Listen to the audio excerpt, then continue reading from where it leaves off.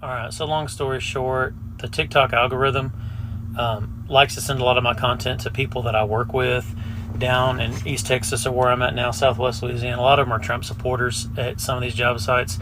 So more and more people have been coming up to me and saying, hey, you're the guy from TikTok. So I just got a bad case of the red ass and I have to talk about it. Guy comes up to me, he says, hey, you're the guy from TikTok that does political videos, right? I said, yeah. He says, I think you're wrong about everything. He said, Beto sucks. Let's go, Brandon. You're wrong about Trump. And I disagree. I'm trying to open a dialogue with this guy, because, I'm trying to see our way through a lot of this stuff.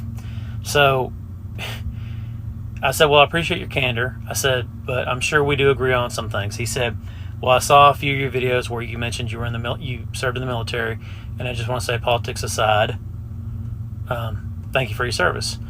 And when I say I got so fucking pissed off when this dude told me that, I was seeing red. Like, first of all, I never know what to say to that because it makes me feel awkward. I don't know what appropriate response is. But I said, the first thing that came to my mind was, I said, you supported Trump in 16 and 20, right? He said, yeah. I said, look, I think he's going to run president again. It's pretty obvious. I said, well, let me ask you, knowing everything we know about January the 6th and all the comments he's made while he was president, I said, would you support him again if he ran in 2040? He said, of course I would. Then why the fuck are you thanking me for my service? This is a guy that the only sitting president in the history of our country that led a coup d'etat against his own government, a free and fair election that he lost.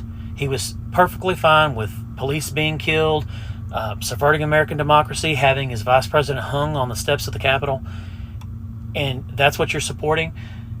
Instead of John McCain, a real American hero that I disagreed a lot with on politics, but is a true American hero. I like people who weren't captured.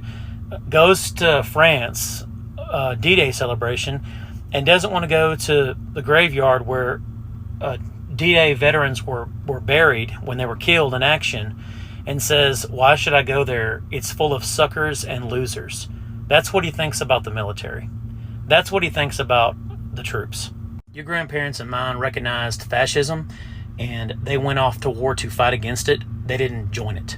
So the Republican Party votes for the PACT Act, small procedural changes, comes back, 30 Republicans vote against it.